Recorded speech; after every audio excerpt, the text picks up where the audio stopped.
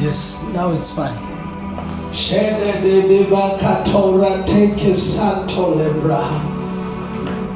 I sense so strong as around that there is a revival that is happening in the body of Christ. Amen. And in this revival, we are not going to be the spectators. We are going to be the partakers of this revival. Amen. We just have to put our hearts right and do what is right. Amen. So this coming week, I will suggest that just for an hour or so, 1 hour or 1.5 hours, just clear up your schedule and everything. Let us go and make an open air. Let's go and do an open air mightily so. In the name of Jesus, we'll find a place. We can be there in the opposite to those RDPs. Or we are going down further to extension 30. We will just, where we will get electricity and everything. So that we are going to plug for 1.5 hours. We are going to minister there and just minister to people and go there ready to lay hands. Right up, I see all of us spectator, but we are going there ready to lay hands in the name of Jesus and heal the people. Hallelujah. The revival is upon us. God is calling us to go out. And God is calling us to go out in the name of Jesus. Amen. So we are in the book of Samuel, 1 Samuel chapter number 3. Today in Jesus' name, Mando Kebra Center. We are in the book of Samuel, chapter number 3 from verse number 1. And you can go close to the mic. You can go close to the mic. Let's do a long read in the name of Jesus. Let's do a long read in the name of Jesus. You are a mistress. You can read quick, or you are a teacher. Let me not use that word. You are a teacher, so you are able to read quick and fast in the name of Jesus. Amen. Read fast for us. 1 Samuel chapter number 3. You are welcome, sister. In the mighty name of our Lord Jesus. 1 Samuel chapter number 3. The whole of it. The whole of it. 1 Samuel chapter number 3. Meanwhile, the boy Samuel was serving the Lord before Eli. A word from the Lord was rare in those days, and visions were infrequent. At that time, Eli, whose vision was growing dim, was lying down in his bedroom. The lamp of God had not yet been extinguished, and Samuel was lying down in the tent of the Lord, where the ark of God was. The Lord called out to Samuel, who answered, "Here I am." He ran to Eli and said, "Here I am, you called me." "I didn't call you," Eli said. "Go back and lie down." So he went and lay down. Then the Lord again called out, "Samuel." So Samuel got up, went to Eli and said, "Here I am, you called me." He said, "I didn't call you, my son. Go back and lie down." Now Samuel did not yet know the Lord and had not yet had the word of the Lord revealed to him. Then the Lord called out to Samuel again a third time. And he got up and went to Eli and said, "Here I am, you called me." Then Eli understood that the Lord was calling the boy. So Eli told Samuel, "Go lie down, and then if he calls you, answer, 'Speak, Lord, because your servant is listening.'" Then Samuel went and lay down. Later, the Lord came and stood there, calling out, "Samuel, Samuel," as he had before. Samuel said, "Speak, because your servant is listening." "Look," the Lord told Samuel, "I am about to do something in Israel that will make both ears of anyone who hears it tingle. I'll fulfill every promise that I've spoken concerning Eli's family from beginning to end. I've told him that I'm about to judge his family forever because of the iniquity that he knew about. His sons committed blasphemy, and he did not rebuke them.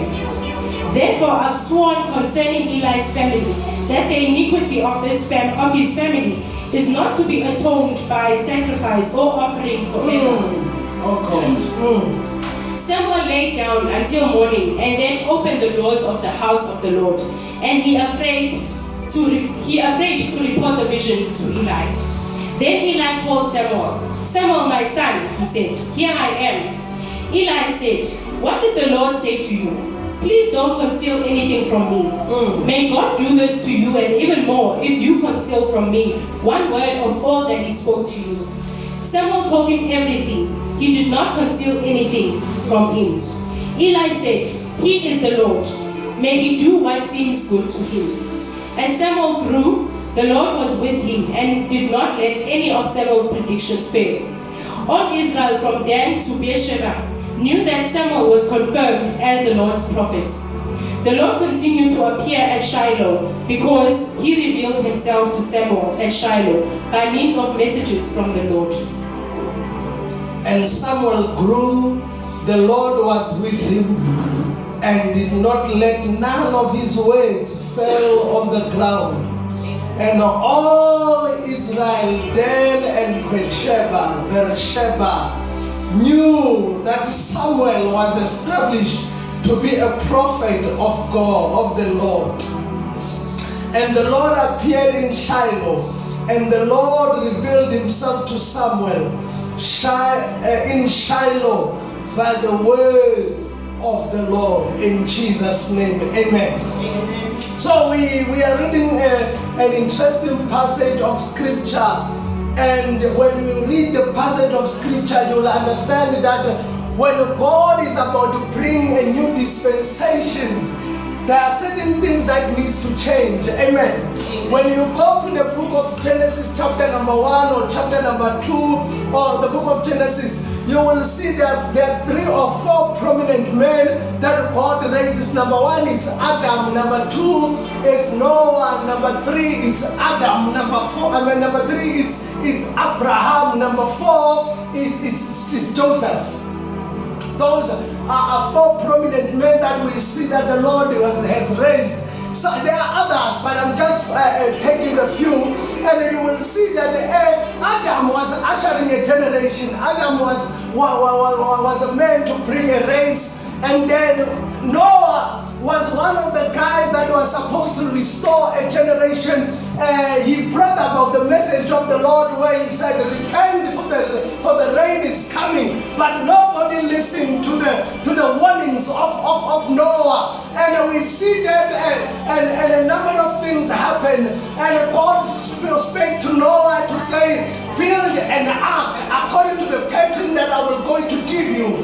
And in this dispensation, God was about to destroy a generation that they never even listened to him. And we see after he finished, the Bible tells us that and God made sure, God made sure that the rain comes, and the rain fell, and the people, they cried and said, open for us, and the Bible says, God can, Noah couldn't open because it was not him who closed, but it was God. And the Bible says it rained, and the people, all the people, they were wiped away by the water, except those ones that entered, which is Noah and the wife and the children and their wives and the cattle. All those were preserved. Then after that, we see that in a later stage, God calls Abraham.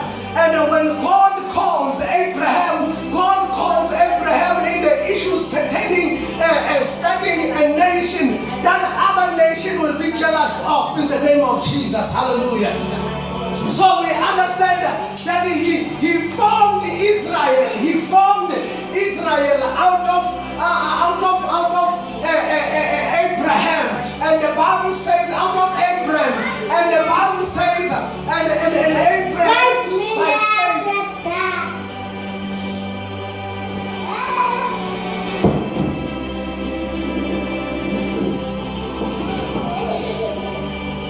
by faith.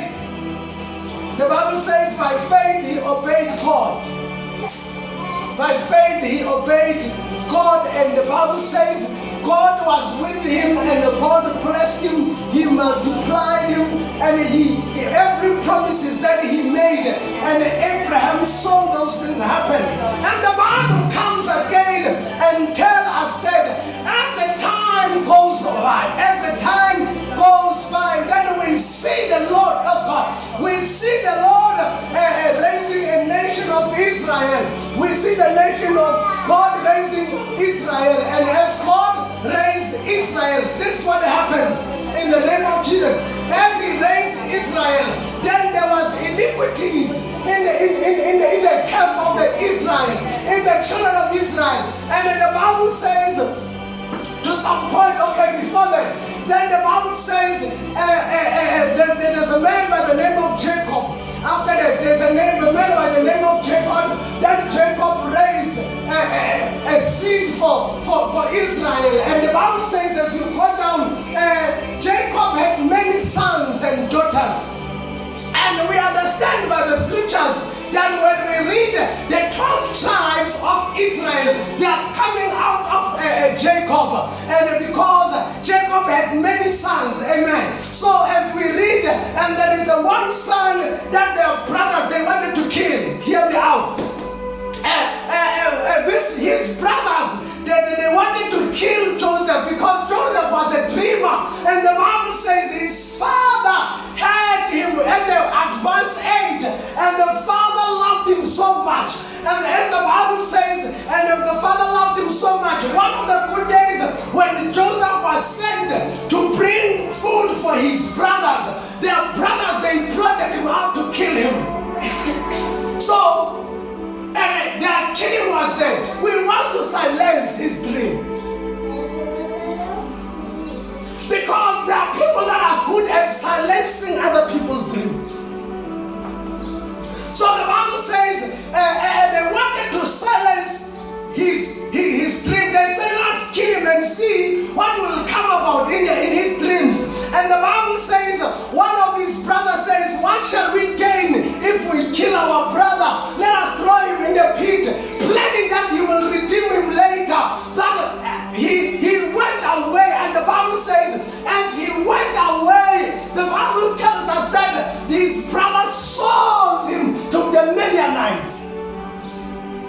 And they took his clothes and put the blood of an animal, so that they say the wild animal has eaten your son. They took this garment and bring it before the father, knowing that they have sold him. And he went to Egypt.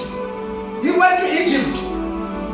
And the Bible says, as he went to Egypt, there was a famine where the brothers were and where the father was. There was a famine, and the Bible says when the famine came, now they didn't have food. They have to go to Egypt, and when they get to Egypt, they find Joseph there. And at the beginning, he doesn't reveal himself because it is not yet time. There are things that God hides if it's not time. There are things that God conceals because He cannot reveal them because it is not yet a time. But after a right time, He reveals. Now, and Joseph started to ask questions and say, bring my younger brother, and so that I can give you food and everything. That story around that. And they only realize now it's Joseph. And Joseph says at the latter stage, you meant for evil, but God meant it for good. So there are a number of things that will go through that will think the enemy meant for evil, but the Lord is going to use the same thing to lift us up in the name of Jesus. Verse 90 says,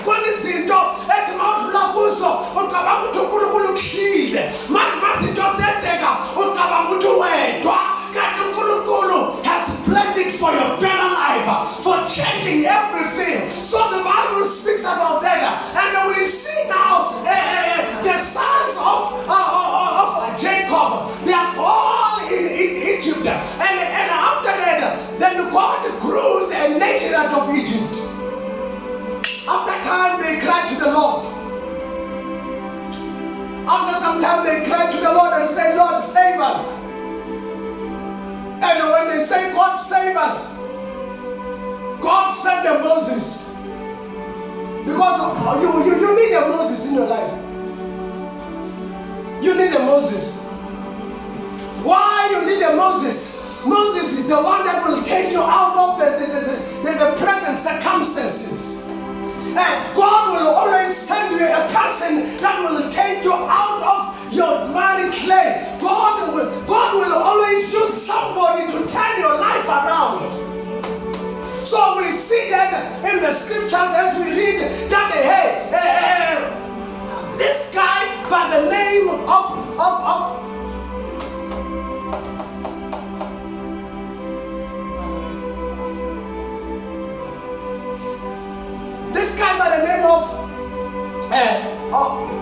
Moses, now he is sent to go and redeem the children of Israel. And when he gets there, there is a war, because let me tell you the honest truth, the enemy won't just let you go. The enemy rejoices when you are in pain. There are people that are rejoicing out of other people's pains. When you are going through a lot, they are laughing and say, yeah, look at you. Look at her. What did she thought she is? And at the time, God is working things for you. At the time, God is working things for you. We see how God sent plagues in Egypt, whereby He showed Pharaoh that He is God. But even in that instance, He wouldn't release them until God has to kill the firstborn sons and the animals and everything. And only then Pharaoh says, I will let them go. But after he has let them go, he still sends his troop. He still follows them. So understand that.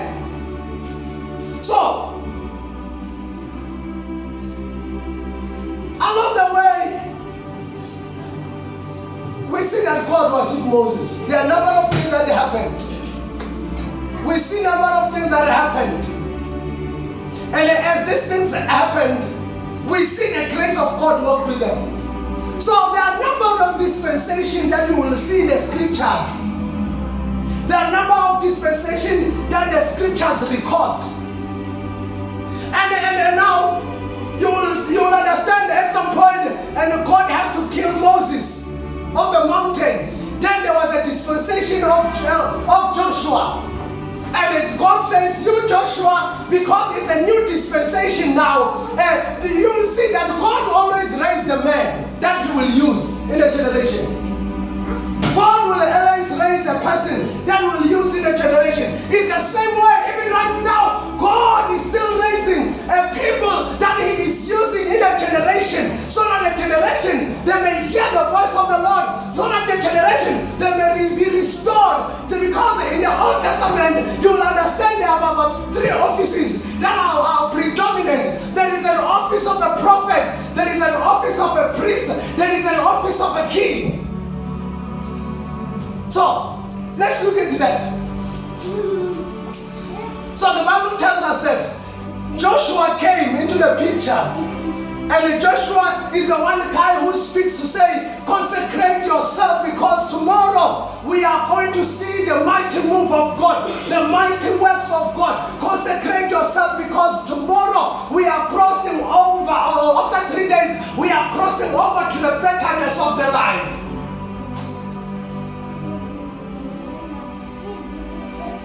Then after Joshua, there are a number. There was a dispensation of judges. There was a dispensation of judges where God raised judges that will judge a generation. A number of them that God raised. But because of my time, because I don't want to waste time, I want to quickly come to this scripture that we read. Then, between Judges and Samuel dispensation, between the dispensation of Samuel and the Judges, Judges and dispensation of Samuel, the Bible says the voice of the Lord was rare. Hey, my voice, so humble. akasatsho lutho uyahamba nje kuthulile kuthethe kwakhe. iBhayibhile lithi the voice of God was very rare at that time. The time when Hannah, the Bible says God closed her womb because God was preparing for a new dispensation, a dispensation of the prophet. So the Bible says the voice of the Lord was rare, and yes, we spoke about the prayer of Hannah last week.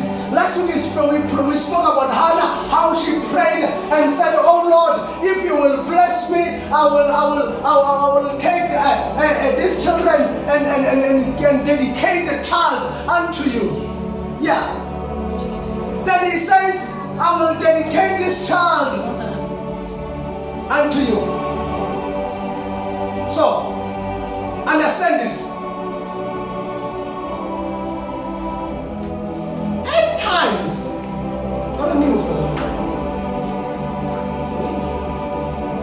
times, God keeps quiet because He is preparing something great. And when it started to lead, we think that God has abandoned us. God is preparing a dispensation. And Mankulu prepare a land for them. I prepare a land.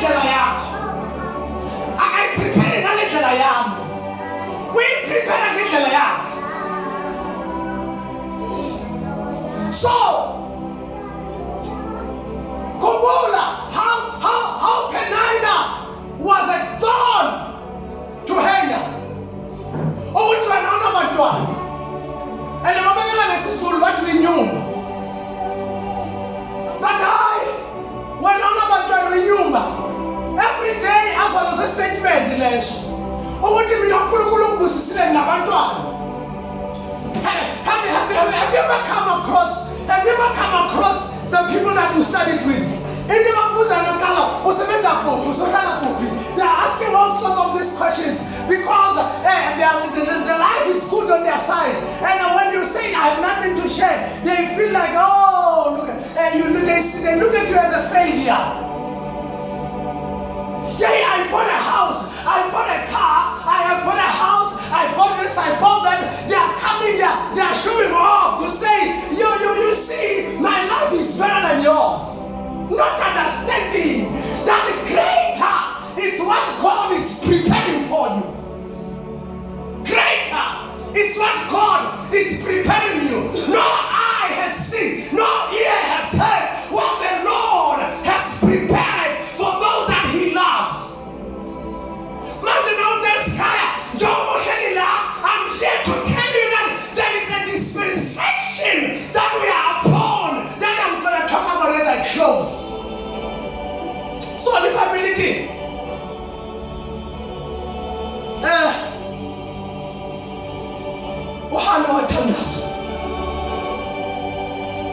Wathandaza baze bathi udakile. Yimngele mina, yimngele this week. Wena ulembeke sentalayo. Ngiyothandaza le nto masabi. Ngoba before ngibele umsebenzini, there are things that I need to see them shifted.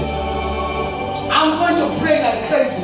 iBhayibhile lithi wathandaza uNkulunkulu ophendula umnikeza mfana enomamkhetha umnikeza indodana wathula wathi Nkosi ungibusisile. That's inkinga yethu futhi thina bazalwanile. Yokuthi Nkosi manje ukusibusisa asikwazi ukubuyisela isibusiso ebuya. We celebrate the blessing. We don't take the blessing back to the Lord, because the minute you take the blessing back to the Lord, God has a way of multiplying it. Then the Bible says, and Hannah took Samuel, and Hannah took Samuel back to the temple where Eli was the high priest at the time. He was the man sacrificing unto the Lord. He was a man standing on behalf of the nation. That this man never put his house in order. And this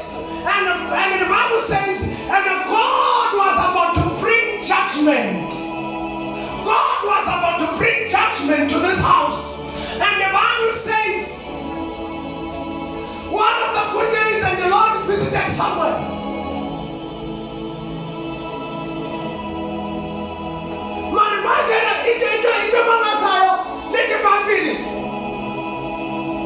The voice of God was rare. The voice of God was what? Was very rare at the time.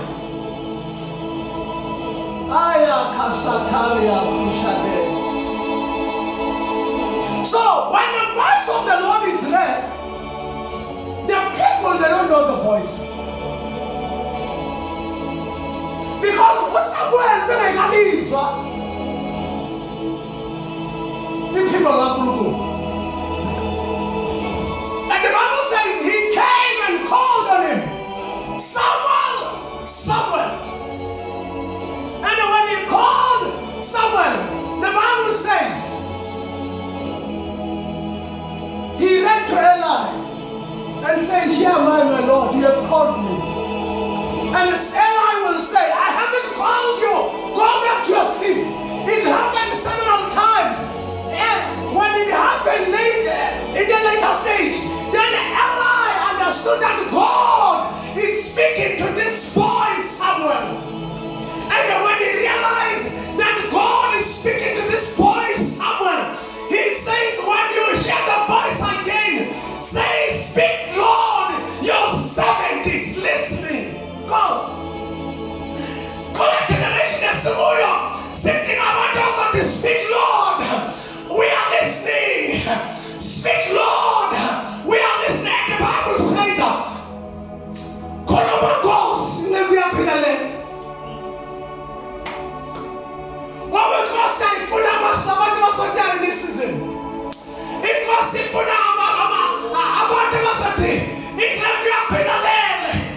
I am your servant. I'm ready to serve God. I am ready to do what you say I must do. And the Bible says, and God started to speak with Samuel pertaining the house of Eli. And God speak number of things. And after speaking those things, the Bible says, and Samuel went to sleep. Samuel went back to sleep. Until the morning. My Lala. Until the morning, my food. Why is Sab? Oh, Columbus is just Columbus. Because to be a prophet, it is not about every good word that you give unto people. At times you need to give warnings. At times you have to give the bad news. So Samuel, before Samuel there was no prophet. Even though Moses could live his life in the prophetic, the prophetic declaration that Moses made. There are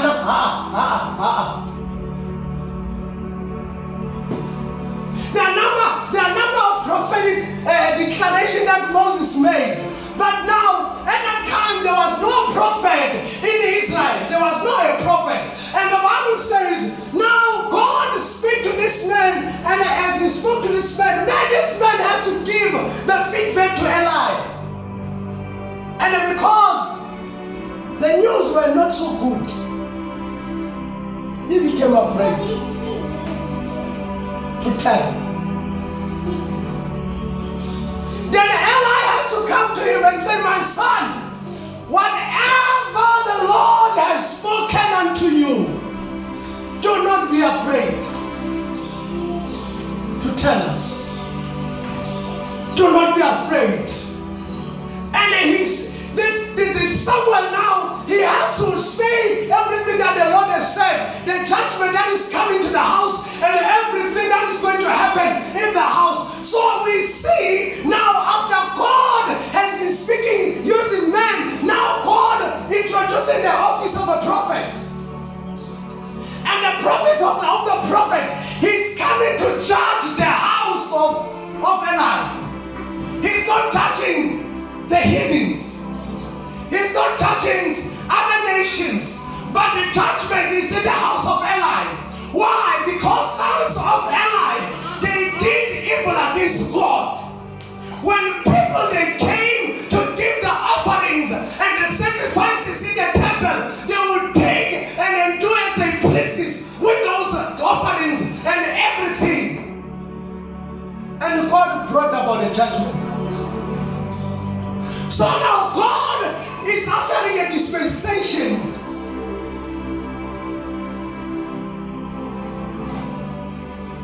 of the prophetic generation.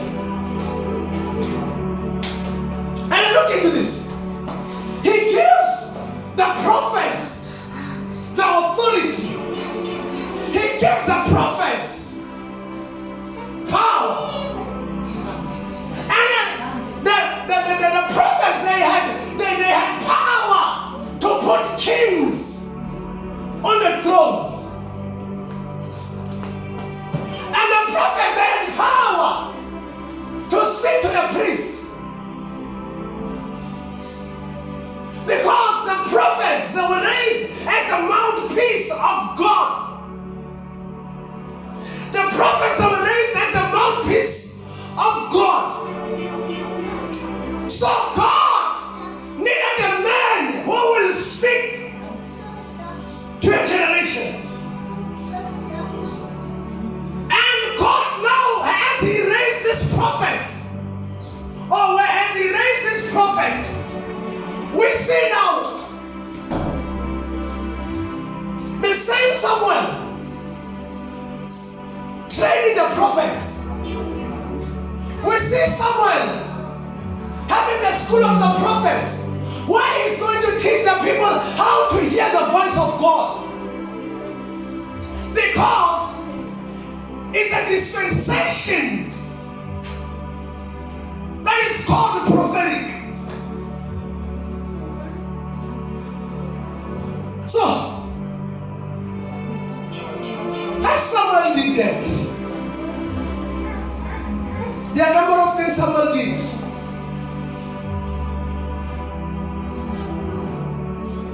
And a prophetic generation was raised.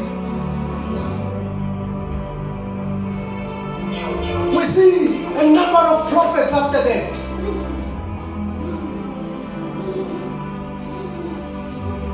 Not only godly prophets, there were also false prophets. When God raises a prophet, or when God sends a man, there will be a man counteracting that. So, here is God bring the dispensation of the prophets. And we see this ministry sustained until the New Testament.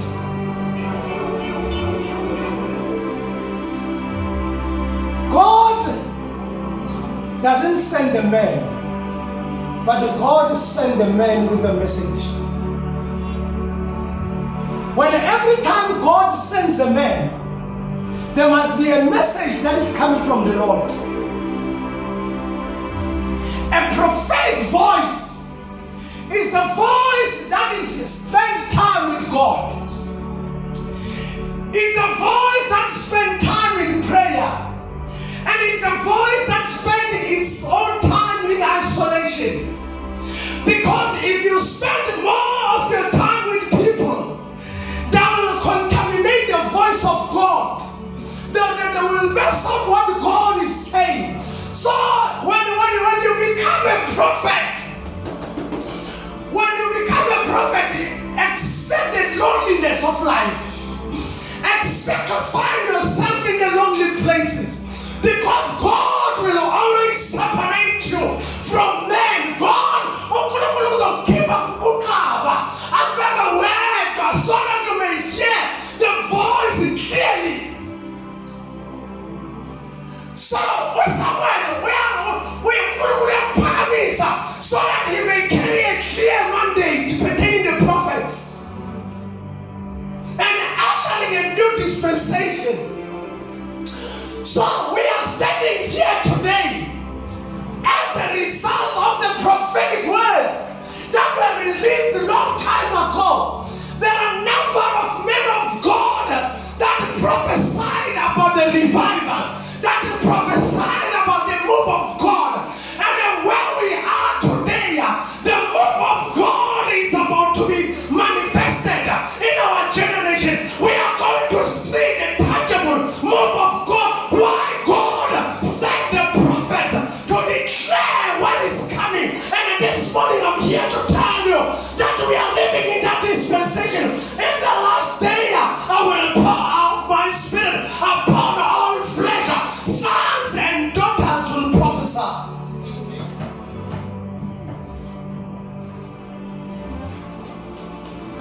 Inkinga ya generation yethu ithanda TV. Inkinga ya generation yethu ithanda izinto ezihambayo. When God raised a prophet, to be a prophet is a death sentence. To be a prophet is what? A death sentence. Because you don't live your life the way you want to. You don't just speak as you please. You only speak when God speaks. And when God is quiet, you got to be quiet. We have today the prophets that they come and say, can I prophesy? You are prophesying from which source? We see a number of prophets that are not sent of God, that are prophesying. They are prophesying machine. They say they are microscopic. They are whatever. They are major and minor and everything. But when God has sent you, you don't say, can I prophesy? You just deliver what the Lord has said.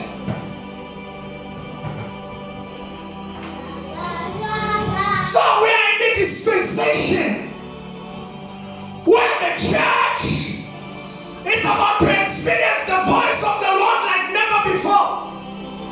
In the sacred times, God speak to our forefathers through the prophets. But in our days, God is speaking through his Son. And when Jesus comes into the picture, we see Jesus as a king. We see Jesus as a priest. We see Jesus as a prophet. So that our generation may be prophetic about everything. They may be prophetic about their life. They may be prophetic about their career. They may be prophetic about everything about their generation. They can prophesy and speak things and they come to existence. You know what this is? Asabu Kulum.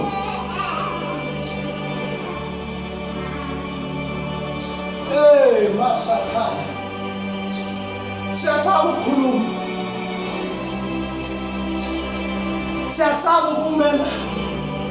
Ukutholakala endaweni la ivoice kaNkulunkulu izoba clear to us. But the Lord says, I have sent my word to a generation. There's going to be a demand upon your life. There's going to be a demand upon your life, upon your ministry.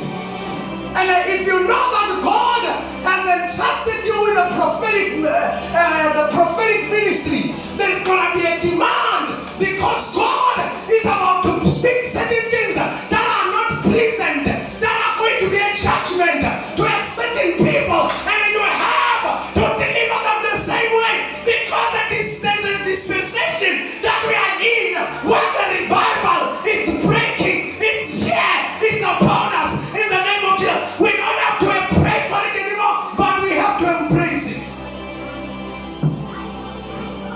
How's it done?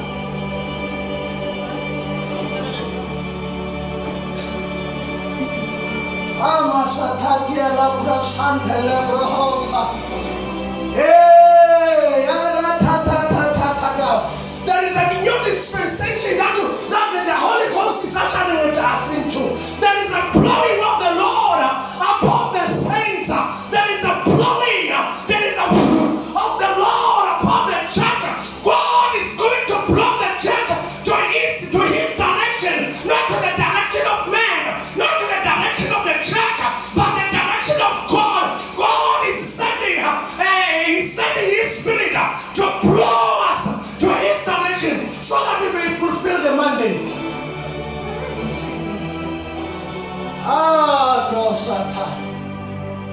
We are coming from the dispensation where the church lost its dignity.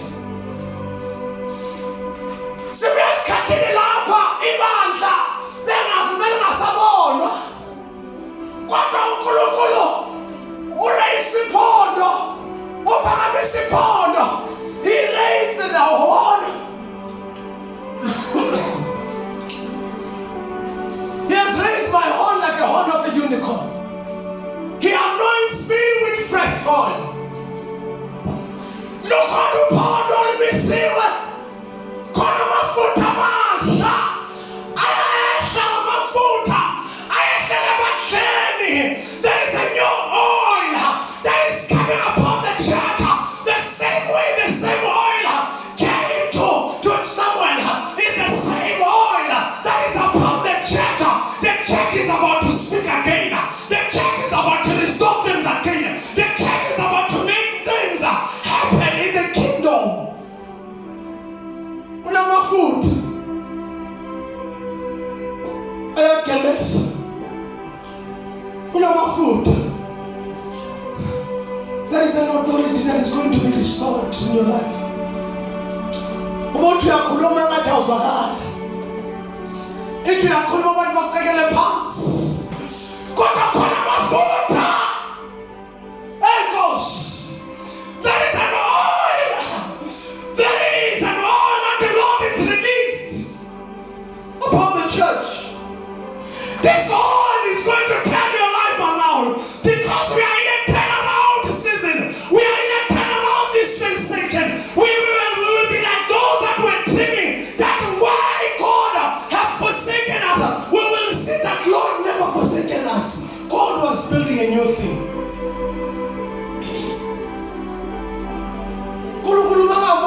Why so much pain? I beg you to some food. Cause one year about to Mahalagam. Beg you to some food. 1 year about to Mahalagam. It was not about the laughter. There was preparing an oil. He anoints my head with oil. My cup runneth over.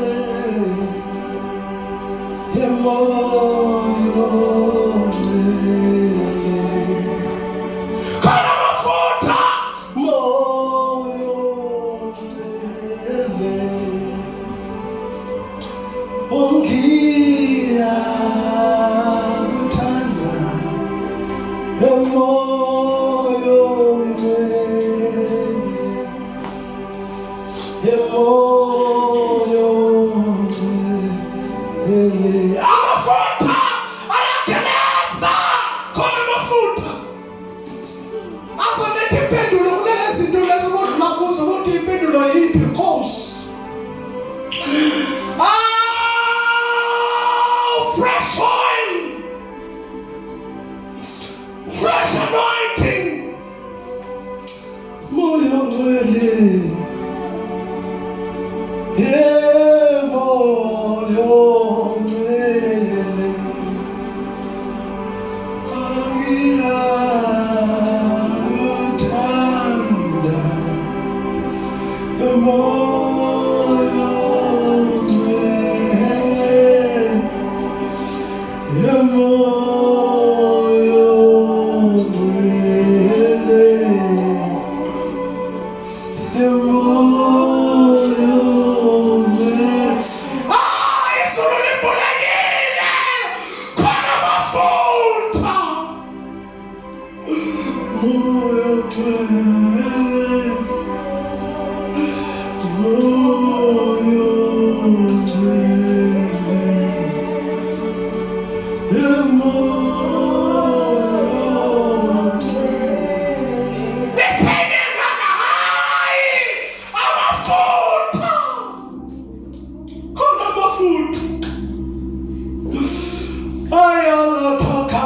so.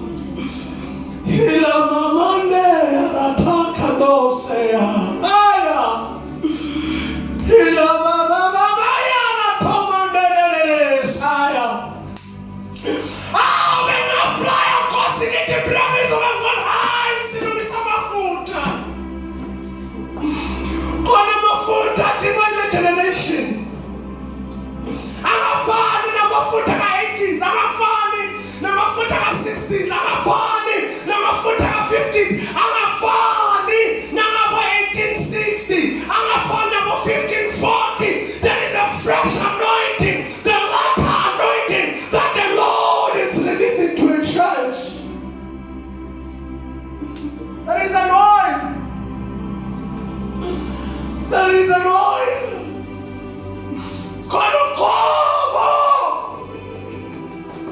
There is a fresh anointing. There is a fresh outpouring from the Lord.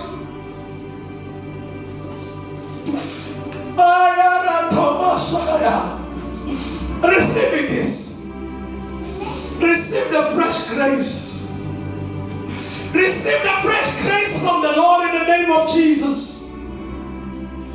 Masataya la dengetesea, ratakedeneria mando kedasaya, ilando brakasaya, fresh oil, fresh outpouring in the name of Jesus.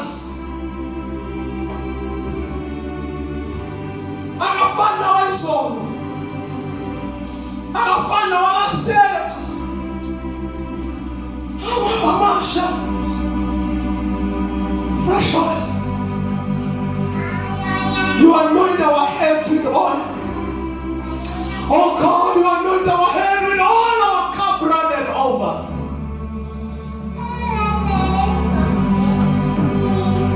In the name of Jesus. In the name of Jesus.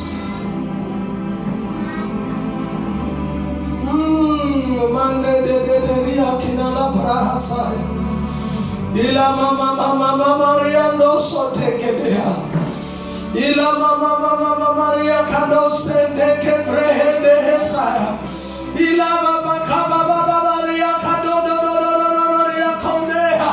Ile ameto kause kende brahatea.